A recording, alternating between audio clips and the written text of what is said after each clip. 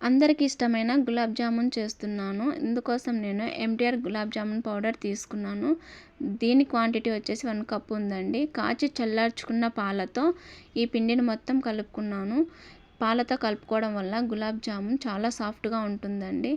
ఈ పిండి ముద్దకు గీ అప్లై చేసి మూత మూసి 10 నిమిషాల పాటు పక్కన పెట్టేసుకుందాము. ఇప్పుడు షుగర్ సిరప్ కోసం పెద్ద బౌల్లో 2.5 కప్పు వాటర్, 3/4 కప్పు షుగర్ వేసి పెట్టేసుకోవాలి. ఈ పిండి ఇప్పుడు బాల్స్ చేసుకోవడానికి రెడీ అయిపోయింది.